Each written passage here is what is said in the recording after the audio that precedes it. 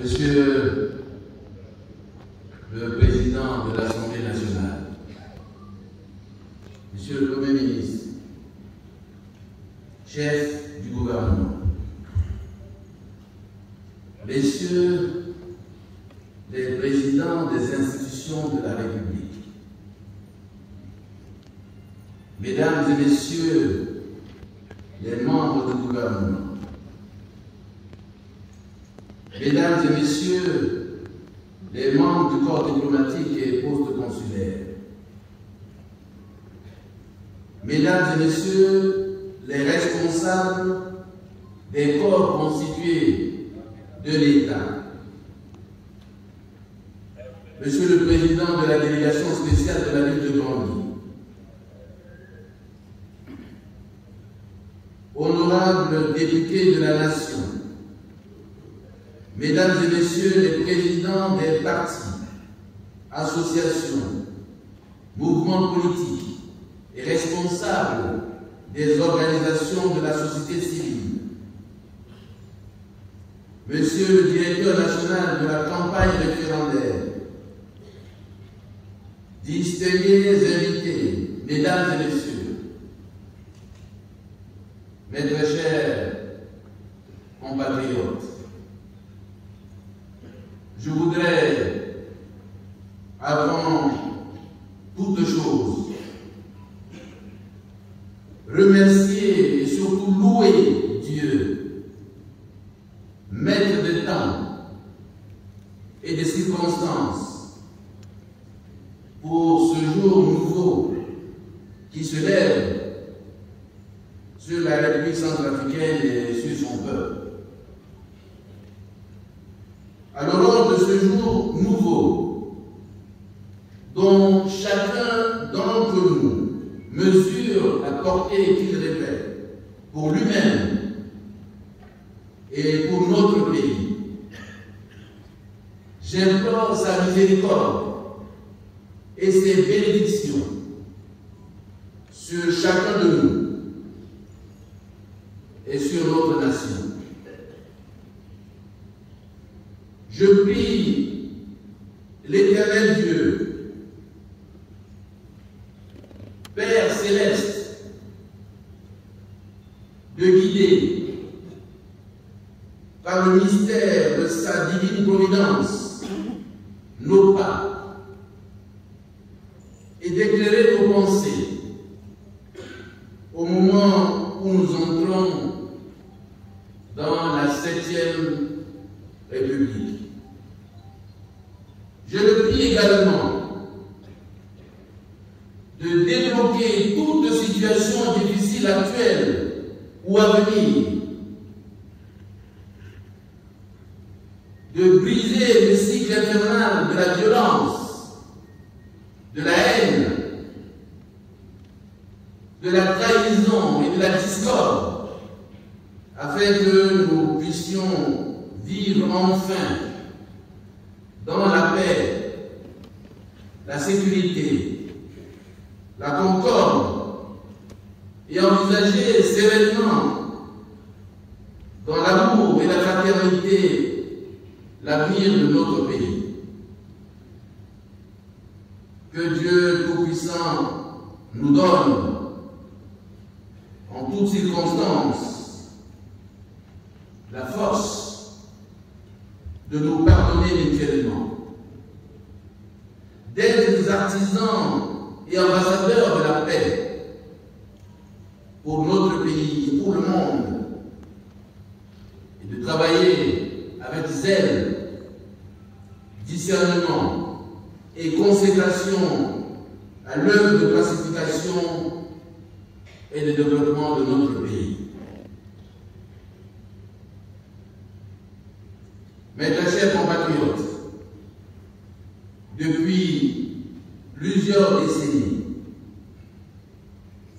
la République centrafricaine, notre pays en partage, est confrontée aux défis énormes qui l'ont maintenu dans la situation de pays le plus pauvre du monde,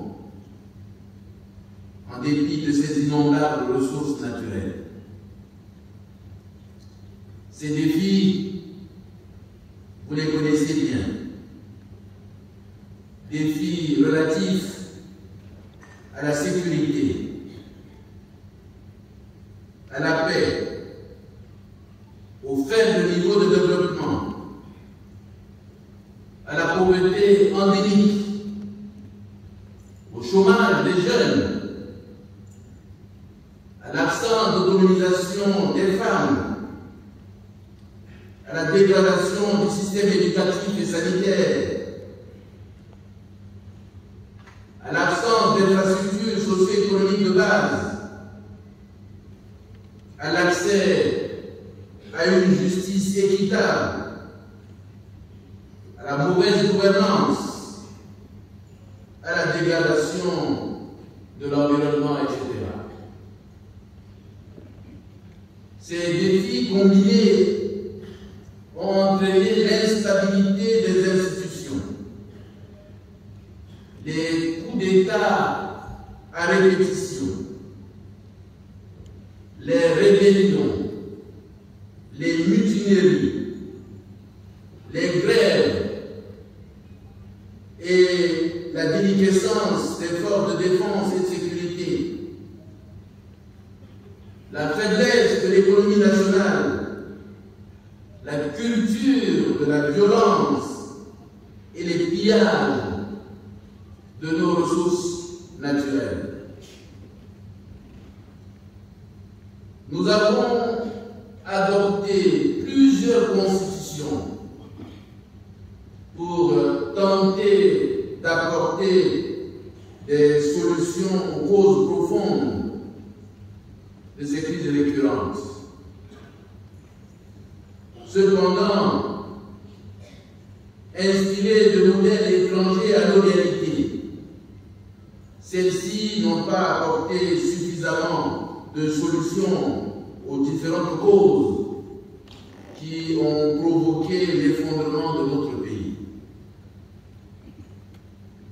Notre pays a également organisé plusieurs forums sur la paix, la sécurité et le développement qui n'ont jamais procuré des résultats escomptés.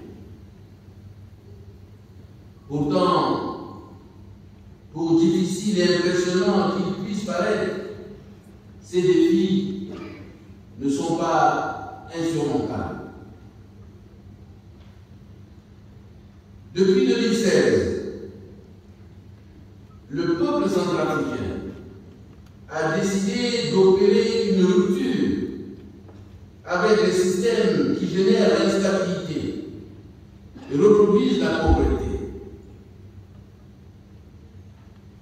Dès mon investiture à la magistrature suprême de l'État, le 30 mars 2016, j'ai clairement indiqué ma ferme volonté de marquer de façon irréversible l'indispensable rupture pour créer les conditions idoines au développement de notre pays. À cet effet, j'ai instruit les gouvernements successifs d'élaborer et de suivre des programmes de réforme afin d'apporter des solutions urgentes, mais surtout pérennes, aux aspirations profondes et légitimes de notre peuple. Ces réformes audacieuses ont produit des résultats satisfaisants au regard du contexte national, marqué par l'embargo sur les armes, les diamants, la suspension de l'aide budgétaire et l'insécurité ainsi que du contexte mondial, marqué par des chocs climatiques, des tensions géopolitiques et des défis financiers, énergétiques, sanitaires et alimentaires sans précédent.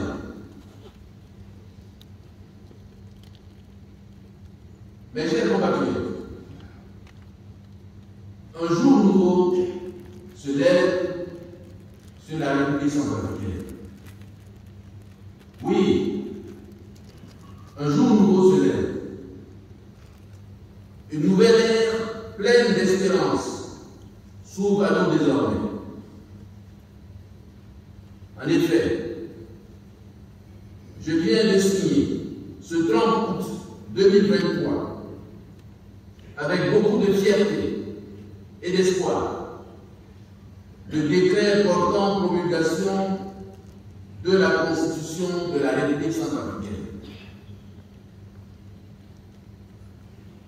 L'entrée en vigueur de cette nouvelle Constitution, m'adressant à Monsieur le Directeur national de campagne référendaire et aux membres de la Direction nationale de campagne, je voudrais, au moment où je reçois le rapport général de votre mission, vous réitérer mes remerciements d'avoir accepté la lourde et délicate mission nationale que la République vous a confiée et vous féliciter pour les résultats obtenus dans des conditions difficiles.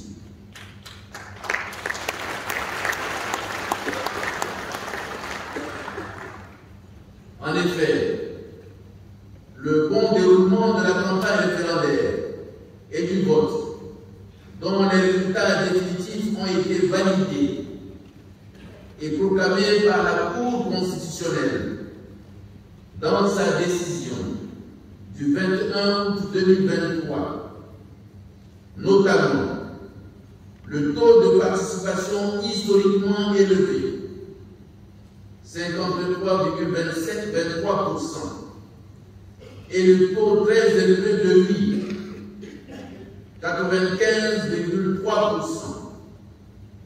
qui nous ont valu les félicitations de la mission d'observation de la CEAC et du collectif des organisations et observateurs de la société civile, quoique traduisant le sens accru du devoir civique de nos concitoyens, reflète le niveau élevé de votre abnégation et de votre culture de résultat.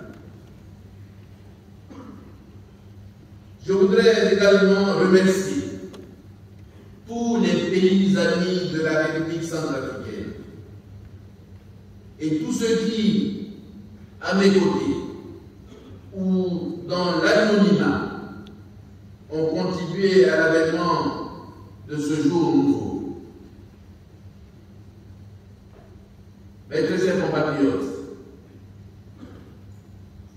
cette nouvelle Constitution marque notre entrée dans la 7e République.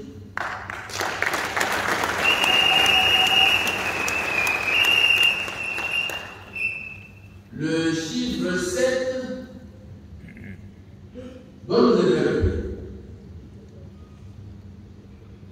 En effet, le chiffre 7, reconnu pour sa richesse symbolique, évoque entre autres la présence divine, l'unité parfaite, la perfection, voire la plénitude. En adoptant massivement et souverainement par référendum le 30 juillet 2023 la nouvelle constitution de notre pays,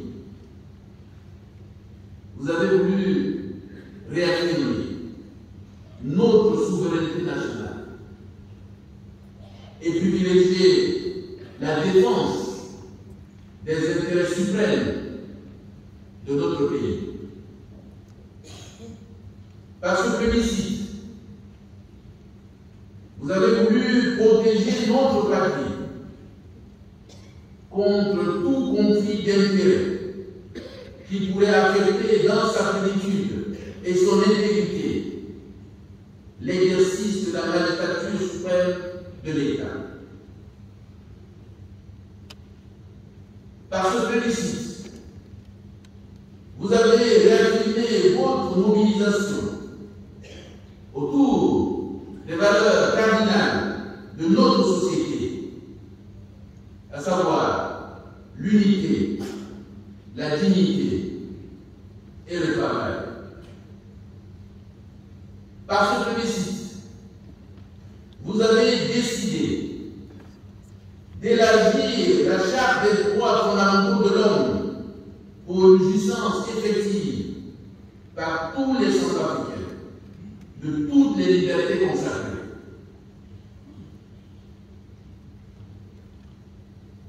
Mes très chers compatriotes, la campagne électorale est terminée. Le peuple centrafricain a tranché. La Constitution est promulguée. Elle s'impose donc à tous.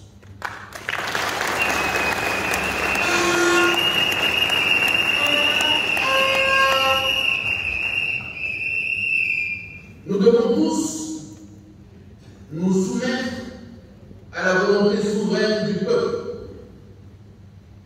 car c'est cela la démocratie. Je peux trouver excuse à tous les esprits précautionneux qui ont nourri des doutes sur l'avènement d'une nouvelle constitution. Oui, certains concitoyens sont malheureusement enclins à servir à la fois deux mains, la République centrafricaine et les puissances étrangères, au point où il leur est difficile de regarder au-delà du passé et oser se lancer vers de nouveaux horizons. La réforme de l'État est un processus permanent. La Constitution que je viens de promulguer n'est pas parfaite, loin s'en faut. Il s'agit d'une œuvre humaine, donc perspective, de génération en génération. Mes très chers compatriotes, de nouveaux défis mondiaux se révèlent chaque jour et notre pays n'est pas à l'abri des conséquences des bouleversements de l'ordre mondial. Aujourd'hui, en Afrique comme ailleurs, des conflits, c'est comme des tensions géopolitiques et géostratégiques qui divisent les grandes puissances dont Dieu seul connaît les répercussions, sont ouverts. Notre pays, doté d'immenses ressources naturelles, est toujours en proie à des convoitises permanentes et des velléités hégémoniques de certaines puissances occidentales qui se traduisent par des embargos et des sanctions économiques illégitimes. Il nous fallait donner une nouvelle impulsion à notre politique internationale, diversifier notre coopération, inventer des solutions pour éviter d'être entraînés dans des compétitions entre puissances mondiales. Notre pays doit continuer à plaider pour un multilatéralisme inclusif, pour une croissance mutuellement accélérée, pour un ordre mondial équilibré, et pour que les différents mondiaux soient relevés en mettant un accent particulier sur la paix, la sécurité internationale, le respect de la souveraineté de chaque État, la non-ingérence dans les affaires intérieures des États et le développement de chaque État. Mes très chers compatriotes, depuis 2016, je me suis toujours employé à trouver une solution pacifique par le dialogue direct et sincère à la longue crise qui a endeuillé nos populations. Car, comme je l'ai toujours affirmé, la paix n'a pas de prix. C'est dans ce sens que j'ai signé l'accord politique pour la paix et la réconciliation, l'APPR, avec les 14 groupes armés, le 6 février 2019.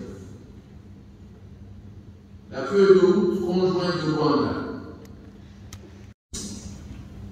et de respect des droits de tous, j'en appelle à tous les groupes armés qui ne l'ont pas encore fait à emprunter cette voie politique de règlement pacifique et définitif de nos préoccupations et controverses majeures, car il n'y aura aucune autre alternative du pays. Demain, il sera trop tard, car dans cette nouvelle République, il n'y aura plus de place pour les criminels, les fossoyeurs de la République,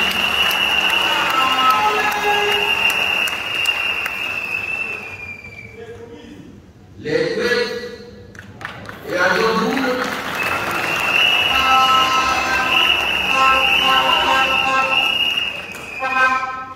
sans oublier ceux qui pillent et détournent les biens et fonds publics.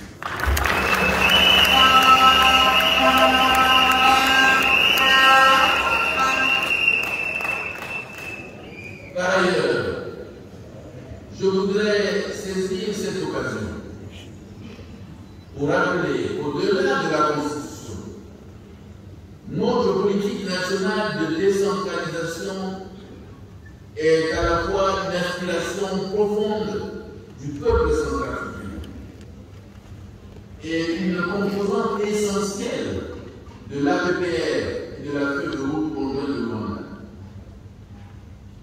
Ainsi comme nous l'avons promis, je voudrais relever tous les efforts déjà entrepris par l'ANE avec le soutien de l'assistance technique internationale qui nous a permis de réévaluer le calendrier électoral et d'adopter un nouveau chronogramme qui prévoit désormais la tenue des élections locales pour le mois d'octobre 2024. Il s'agit pour nous d'une étape fondamentale dans notre marche vers l'ancrage local de la démocratie, la promotion de la gouvernance participative et du développement local. C'est en cela que nous voulons ces élections locales inclusives, transparentes, pacifiques et crédibles.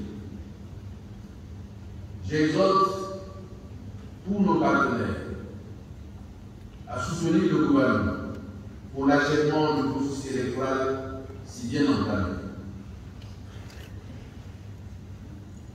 Mes très chers compatriotes, la 7e République se veut révolutionnaire. Elle ne sera pas ouverte à tous ceux qui pensent que les responsabilités publiques et les hautes positions politiques sont des opportunités d'enrichissement et du profit personnel.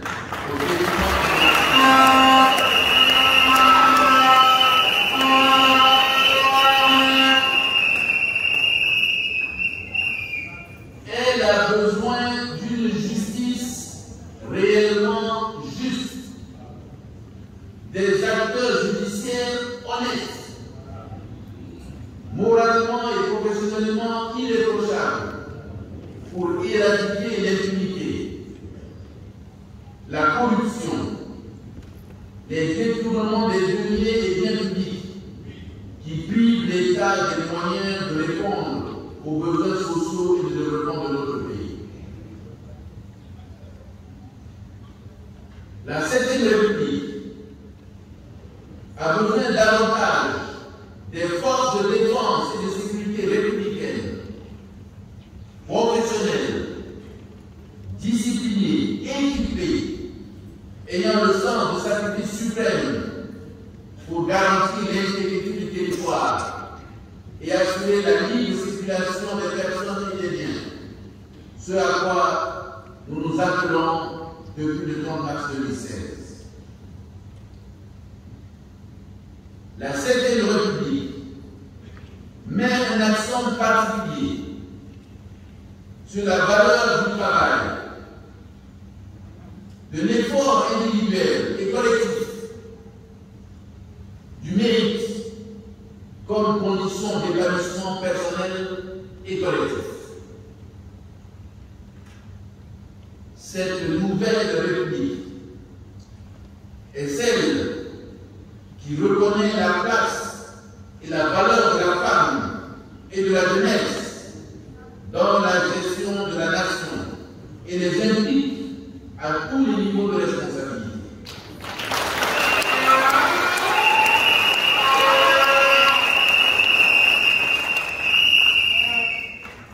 La 7e République a besoin de votre génie, le génie centrafricain. Elle a besoin de rassembler toutes les énergies, les compétences et les intelligences pour se construire. Je dois enfin vous assurer, mes chers compatriotes, que toutes les réformes voulues dans le cadre de cette nouvelle constitution seront progressivement et méthodiquement engagées afin de répondre à vos attentes légitimes.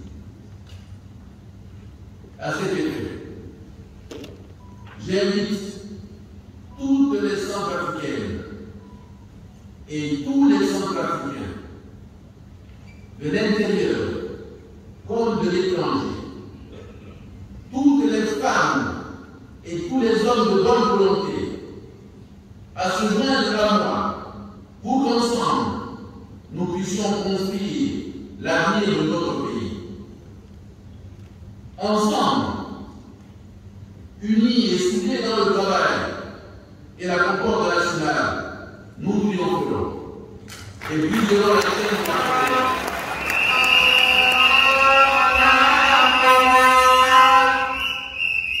Mobilisons-nous donc pour changer de cap et bâtir un Centrafrique nouveau où il fera bon vivre pour tous. Vive la 7e République, que Dieu bénisse la République.